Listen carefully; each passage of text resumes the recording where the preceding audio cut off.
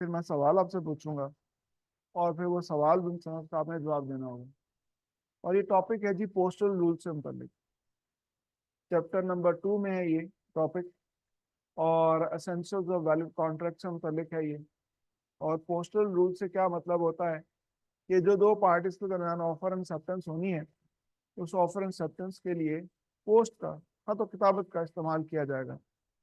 तो जी postal rule को लेकर के मैं पहले आपको थोड़ा सा ब्रीफ कर देता हूँ कि रूल क्या है। आपके पास बुक्स खुद से भी अवेलेबल है, बुक्स में खोलकर आप उनको जिनसे देख भी सकते हो।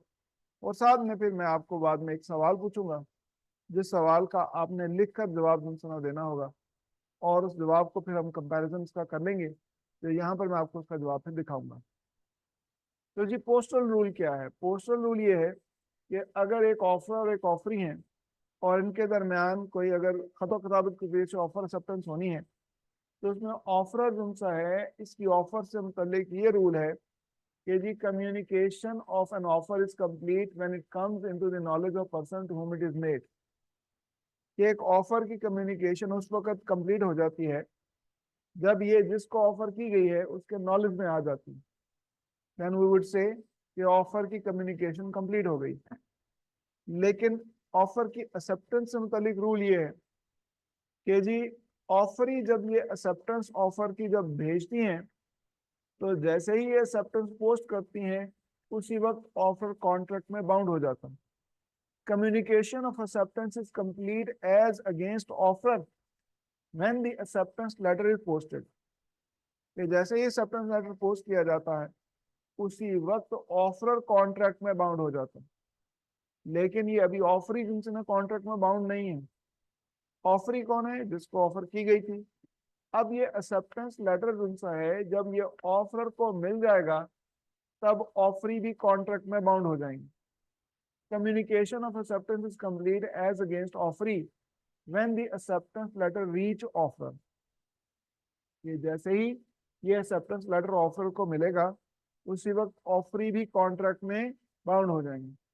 तो ये बच्चों बाकायदा से पोस्टल रूल के पास से दूसरा आपकी बुक के अंदर ये कंटेंट्स लिखे हुए हैं।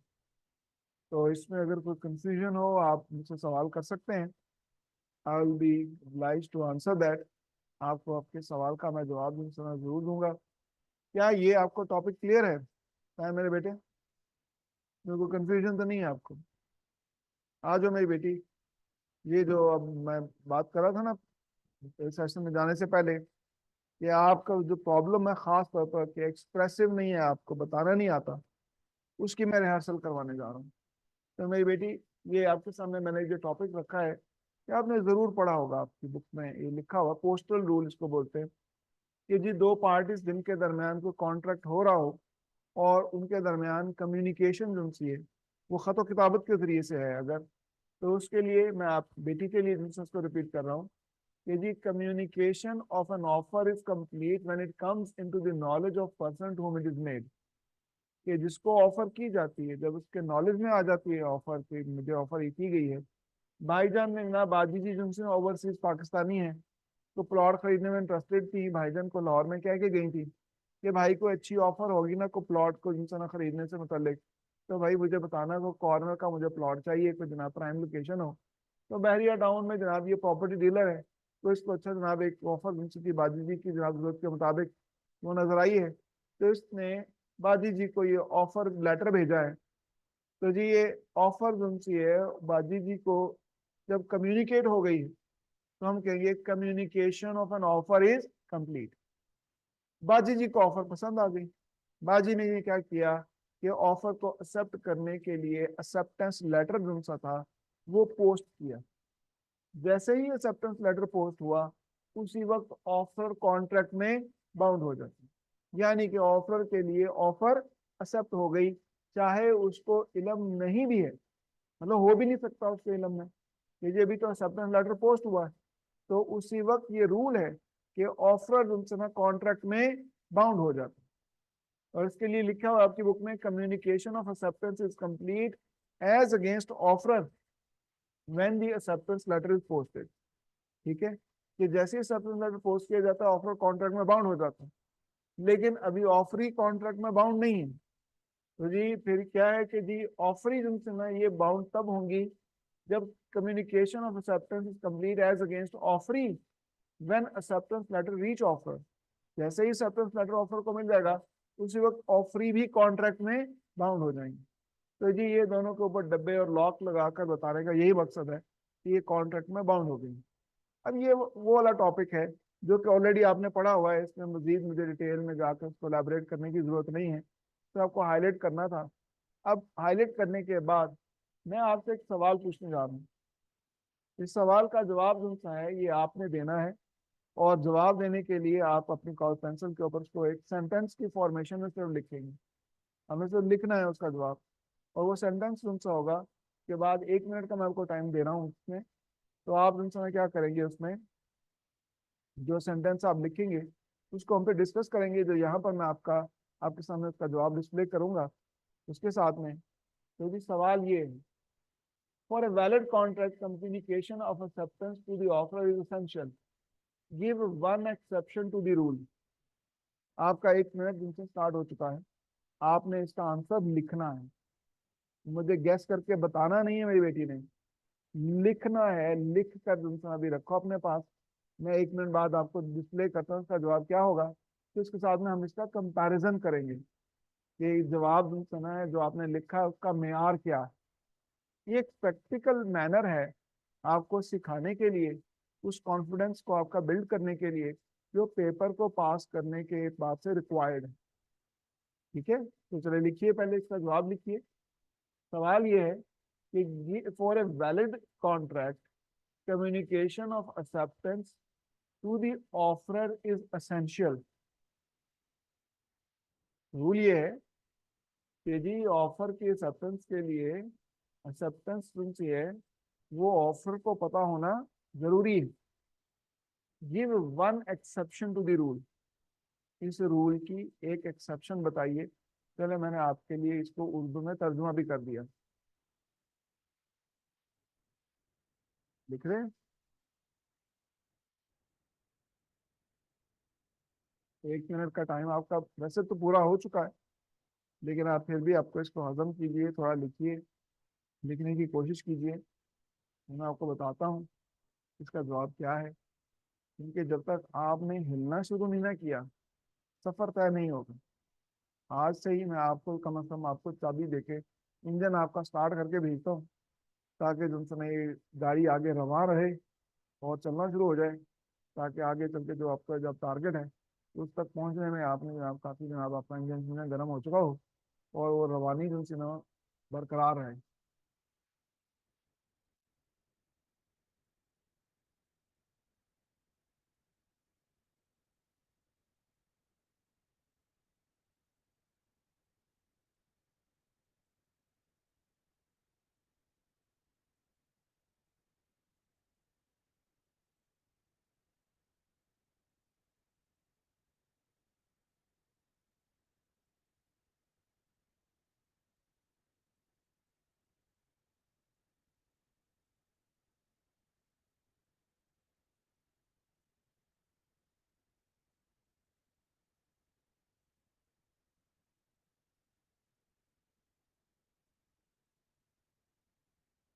जी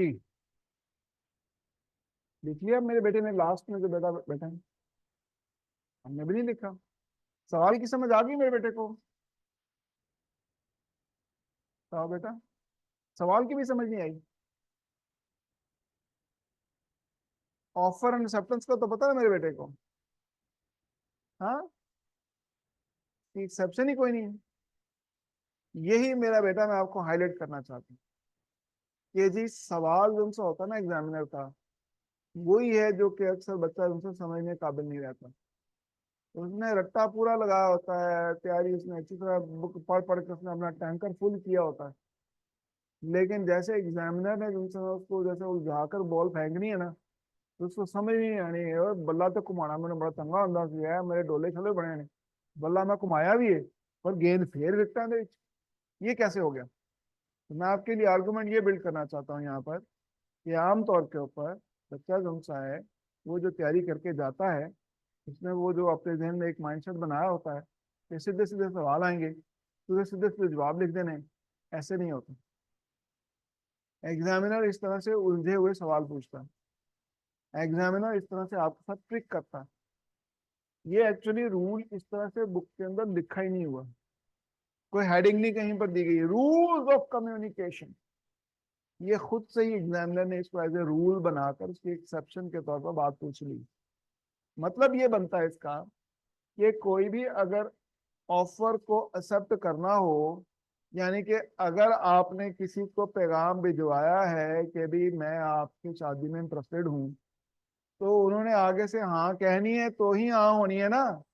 यहाँ से मैसेज देकर ही आपको ब्लॉक कर दिया हो, आपने लो जी साढ़े से हाँ हो गई, लो दोस्तों जी, कम से कम गाल जड़ी ना चंगी नहीं बुरी तो लगी है ना, मतलब कुछ ना कुछ हिलजुल तो हुई है। ऐसे थोड़ी ना होता है, तो आगे से जवाब आएगा तो ही आपकी बात पक्की होगी ना। तो लिहाजा कहा गया है कि फॉर ए वैलिड कॉन्ट्रैक्ट, अगर आपका कोई जनाब ब्याह का ये कॉन्ट्रैक्ट अगर होना भी है, communication of acceptance to the offer is essential. ये अगले का पैगाम आप तक पहुंचना जरूरी है। अगलों ने हो सकता है आपको हाँ कहनी भी हो, जिनको आपने ये पैगाम भेजा था शादी का, लेकिन वक्त हालात मजबूरी जनाब घर के प्रेशर में वो हाँ नहीं कह सके, और आप तक वो हाँ नहीं पहुंची। तो जब तक आप तक हाँ नहीं पहुंचेगी तब तक कॉन्ट्रैक्ट थोड़ी ना होगा। तो कहने का मतलब ये कि ऑफर की एक्सेप्टेंस के लिए कम्युनिकेशन का होना जरूरी है। Give one exception to the rule. Exception to the rule का मतलब ये होगा कि ये तो जरूरी होता है कॉन्ट्रैक्ट करने के लिए, लेकिन क्या कोई ऐसी सिचुएशन है जिसमें कि इसके बगैर भी कॉन्ट्रैक्ट हो जाए। एक्सेप्शन टू दी रूल का ये मतलब होगा। किसी भी एक रूल के एक्सेप्शन से क्या मतलब हो सकता है, तमाम बच्चों के लिए जो क्लास में मौजूद हैं उन सब के लिए जनाब, ये जो भी यहाँ पर इस रिवीजन क्लास को अटेंड करने के लिए आए हैं, सवाल जो यहाँ पर पूछूंगा उसका लिख कर जवाब देना जरूरी है, सिवाय उस बच्चे के जो सिर्फ फोटो खींचने आया। तो जो फोटो खींचने आया है वो क्या हो गया, वो एक्सेप्शन हो, वो एक्सेप्शन है, उसके ऊपर ये रूल अप्लाई नहीं होता। तो यहाँ पर भी जो give one exception to the rule का मतलब ये होगा कि वो सिचुएशन बताएं जहां पर ये रूल अप्लाई नहीं होता और फिर भी कॉन्ट्रैक्ट हो जाता है। क्या कोई ऐसा रूल हो सकता है? कौन सा रूल?